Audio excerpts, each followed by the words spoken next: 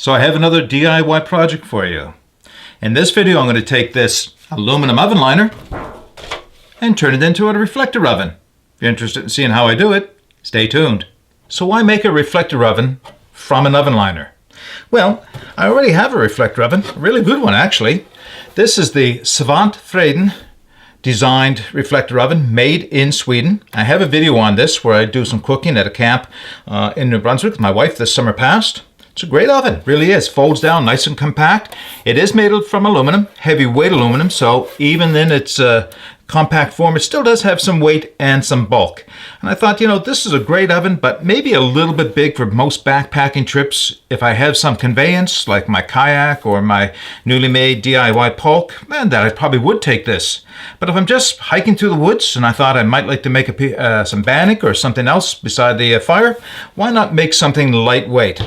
So in my research for this, I came across an old post on the BushcraftUSA forums by poster Operator 6, who took a oven liner like I bought and turned it into a reflector oven. And you'll be able to find that under Operator 6 on the BushcraftUSA forums. And I tried his design and it turned out pretty good actually, but I thought I might be able to make some improvement based on the design of the Svante Freden reflector oven. So that's what I did. What I was looking to replicate, one, obviously, is the compactness and folding it down to a good size for packing away, but also some of the compound angles that the reflector oven has. So at its most basic, a reflector oven has two angles, here and here. And they're designed to capture the radiant heat of the fire as it comes into the reflector oven and redirect that radiant heat into whatever it is you're cooking or baking inside. But the Svante Freden has extra angles as well. And if you look at it from this angle, hopefully you can see because I can't quite see the monitor here, but it has angles here as well. So these are angled back from front to back, and you'll see that in the center at the back, there's a back wall, which is smaller obviously than the opening at the front. So you have a series of compound angles that work together to kind of focus all of the radiant energy in towards the center. And that's what I was trying to replicate in my design of my small, lightweight, disposable for all intents and purposes reflector oven. So I do have the two angles here. I have the back wall, and what that back wall does is increases the total height so I can get something larger in the center area. I also was able to create some of the side angles. If you look from top to bottom, you'll notice that there is a more narrow portion at the back and wider at the front. So I have some compound angles. Not all the same angles that are present in the Svante Freden reflector oven, but quite similar. Okay, so that's my reason for creating one. That's my reason for this design. Now let's get to building it. Before we get started on building this reflector oven, let's just go over the materials that you'll need for the project. So to begin with, the oven liner. So this is an oven liner I picked up at Dollarama, the dollar store here in Halifax, for $1. I picked up a few of them so I could try some different variations on the reflector oven before I decided on the one that I'm going to be building today. So in addition to the oven liner, you need something to use as a rack to support whatever you're going to be cooking on. I'm also using stainless steel skewers picked up again at Dollarama. I think it was a package of 8 for $1.50. And I know I've mentioned this before, but it's worth mentioning again. If you can find these, grab them. They are useful for so many different projects. So here's another project where I'm going to be using these stainless steel skewers. If you don't have these, some other type of a wire, even a coat hanger will work for this project. But I'm going to be using the stainless steel skewers. Pair of scissors. Just an inexpensive pair of scissors. That's all you're going to need. This material, this oven liner, this aluminum, is so easy to cut. You could do this with an X-Acto knife or some type of a sharp edge knife. The only thing I would say don't use is your wife's good sewing scissors. And I learned that one the hard way and had to get them resharpened. So, good pair of scissors or an inexpensive pair of scissors for this project.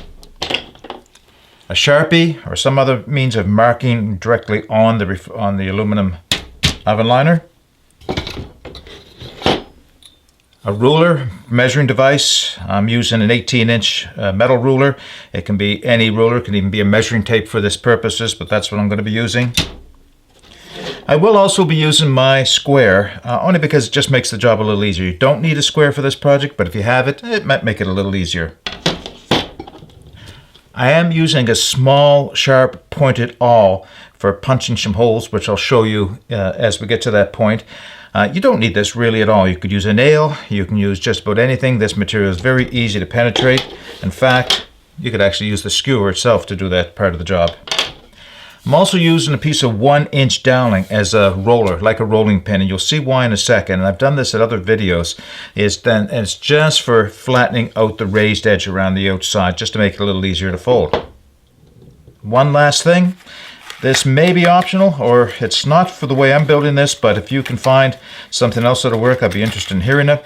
These are paper holders, just small little paper holders. Hopefully I can bring that up close enough for you to see what it is. And they're going to be used for holding the project together and giving us some structural strength. If you don't have these, I'd be interested in knowing what else you could use. Probably a paper clip or other small pieces of metal would also work for this project. But that's what I'm going to be using today. Okay, that's everything. Not a lot. Very inexpensive. Very easy to do. I've designed this so you do a minimal amount of cutting, measuring. And of course, I'll be leaving the plans for this in a picture. Probably at the end, you may have to stop the video so that you'll be able to see the picture that I drew for this.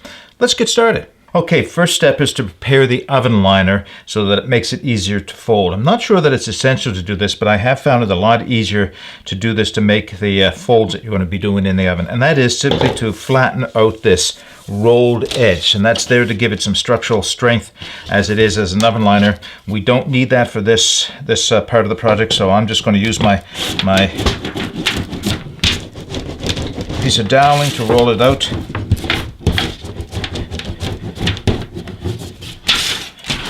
You can see how that flattened down the edge just nicely. It really does form easily. You can use other things. You don't have to use a piece of doweling. I have used a hammer, the flat edge of a hammer, just to roll along the edge as well. That works well. Just about anything will work. So let me finish the flattening of those edges and we'll go on to the measurement stage. So the first thing you need to know about working with one of these oven liners is that each time I roll it out, the edges, those edges that I did just a minute ago, it changes the external dimensions slightly. It's really dependent on how many of these fold lines you see get flattened. Everything will stretch out slightly and it will change with each time you do it. So this time I'm working with 18.5 by 15.75, but I've had it go as little as 18 and right up to 16 in this dimension. So it can change slightly, but that's not going to determine the final shape of the project because all the measurements are going to be done internally. So what I'm going to do is I'm going to start by laying down a few of the grid lines. I'll do that on camera. I'll do the rest of the grid lines off camera, but explain what I've done after I've started. So the first thing I want to do is create a 2-inch wide band right across the center here. So there's a couple of ways you could do that. One way would be to work right from the measurements or the lines that are already given you and measure off 1 inch on either side, or do your measurements down from the edges. So I've done the measurements down from the edges and I know where I should be. So let's do this part on camera. So 6 7/8 is where I need to be. Right there. I'll do the same thing down here. 6 7/8. And there's a number of ways of doing this, of course. I'm going to use my square because it's a little wider than my ruler is to connect those lines up.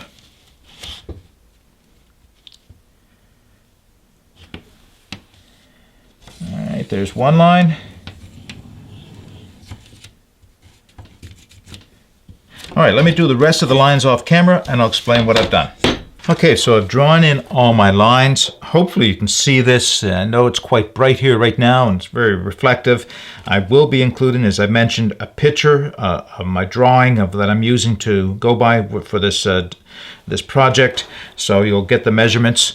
But what I have is a box, a rectangular box, dead center in the middle of the oven liner, and it is 4 inches in this dimension and 2 inches in this dimension. But in addition to that, I have lines extending right across the whole oven liner that are spaced 2 inches apart, and these are my cut lines. Now I have fold lines drawn in, radiating away from the corners of that rectangle, and they measure a width, a total width, let's see if I can get you in frame here, of 7 inches from there to there. So however you can get that diagram onto your oven liner will work. So there's any number of ways you could do this. It depends on your experience and how you like to draw these things out. But basically 7 inches top and bottom, 4 inches in the center with a 2-inch wide box and set of lines running across the center this way. That's quite a bit of the project done already. To go from here, it's just a few cuts and a few folds. So let's start with the cutting. So the cutting is simple. Again, use an inexpensive pair of scissors. I'm going to cut down each of these lines right down to the corners of that 4-inch by 2-inch box.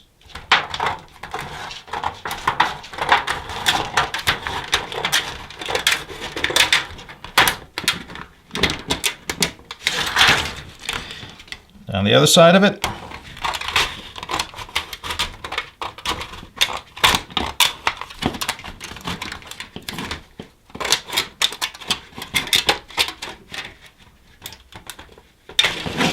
Now I'm going to do the other one off camera, but I just want to work on this one to show you what I'm doing right now. So there's one piece of material. You'll notice I have a line drawn across here, and that is at 3 1/2 inches out from the edge of the box. And we're going to cut off that at 3 1/2 inches. This isn't as critical to the project as the rest of the measurements, but you'll see what this little flap is for when we get going. Now, before I go on to cutting the rest of it off camera, I just want to show you what I'm going to do with this flap, and that is we have a raw edge here, and what I would like to do with my raw edges, and that works really well, is just to fold them. So I'm going to fold it once, get my fingers under the edge to start it.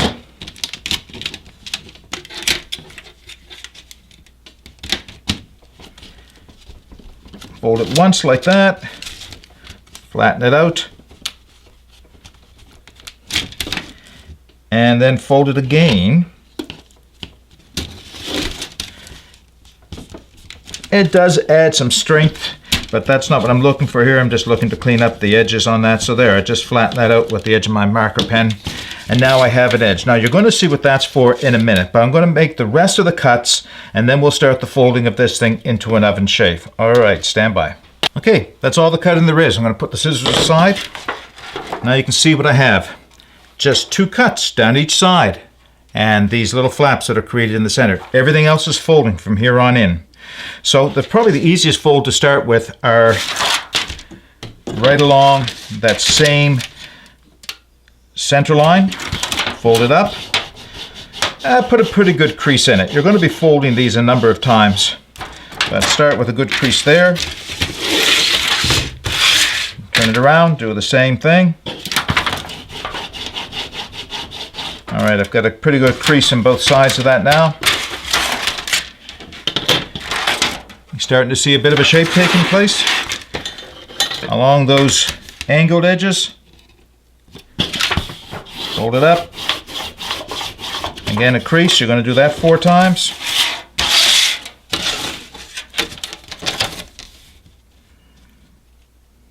Trying to be precise as I can. It's not critical.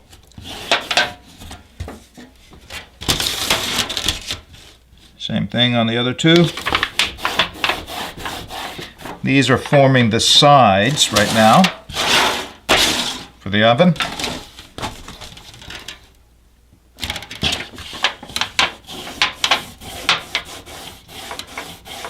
All right. Now, I'm going to fold this into an oven shape, and this is where you see what the wings do. So when I fold this up, essentially, the oven's going to go together like this. But those 2 wings are needed to cover in 2 little holes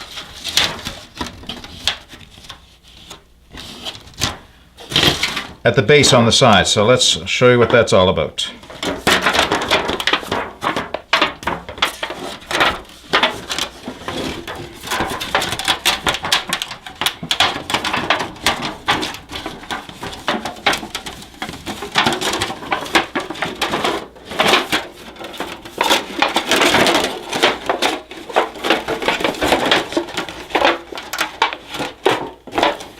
first time you fold this is probably the most difficult, just so that it takes on the shape that you're looking for. After the first fold, it'll be easy to do up each time you want to do it again. And you were supposed to end up in the middle. There you go. You end up in the middle. Like that.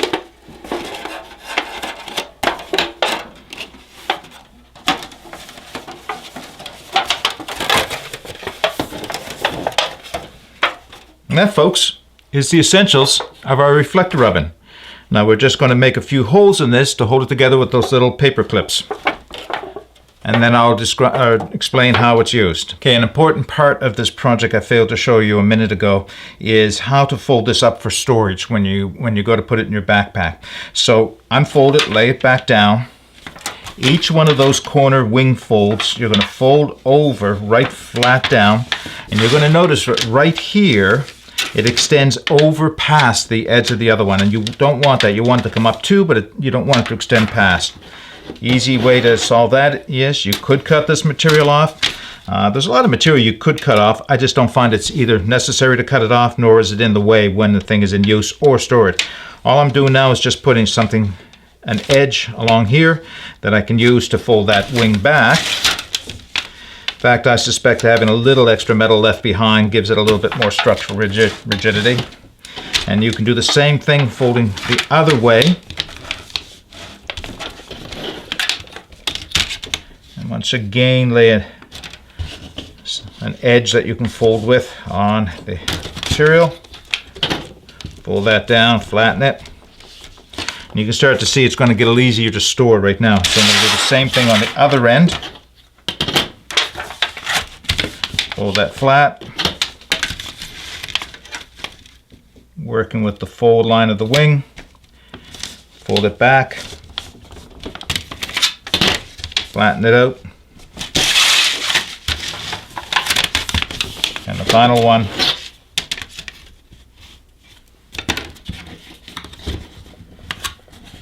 And like I said, you can cut this off if you want.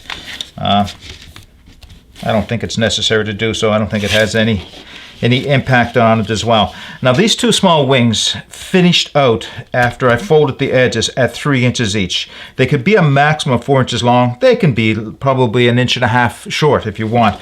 And the idea is you'd be able to fold those down in on themselves. Just line them up for the fold. And either end. That's it.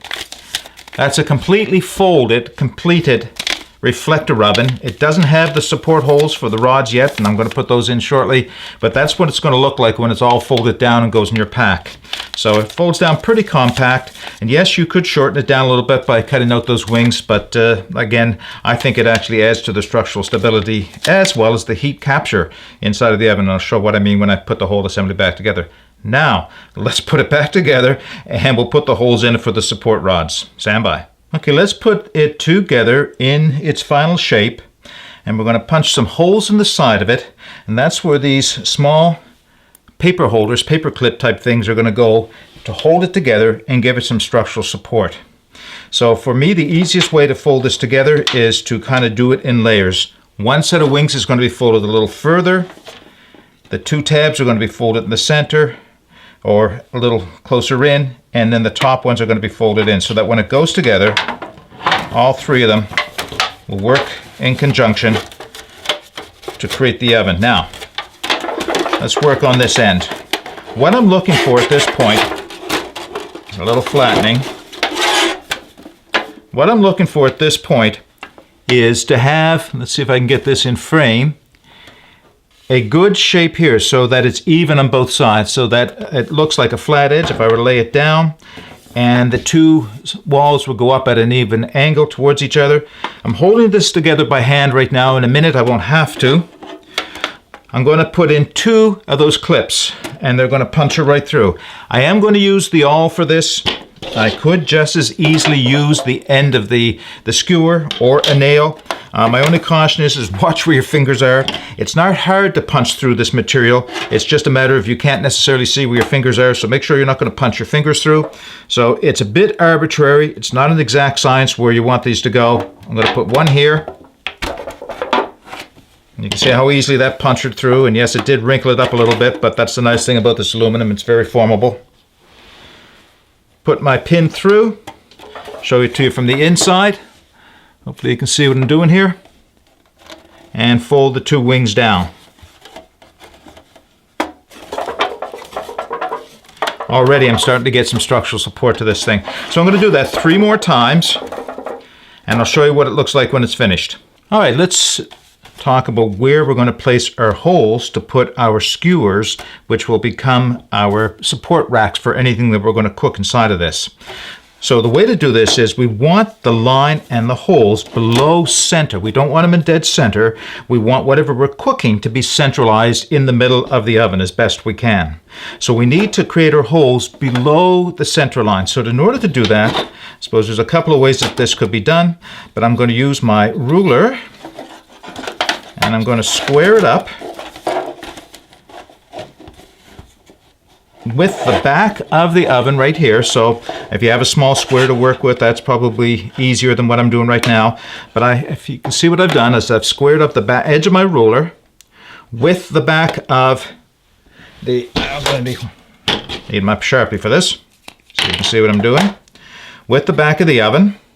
And I put it right on the corner of that 2x4 back wall that we created as well.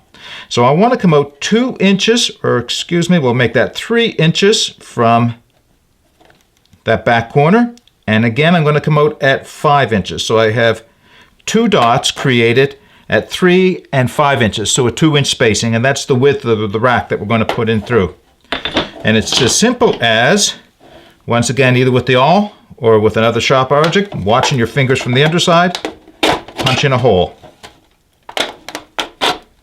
And I'm going to do the same thing on the other side in the same locations, and then we'll put the skewers through to show you what the oven rack will look like. Okay, we're just about finished. So we have 2 holes punched on either side of the reflector oven. There they are. We'll take our skewers, work them through one side to the other.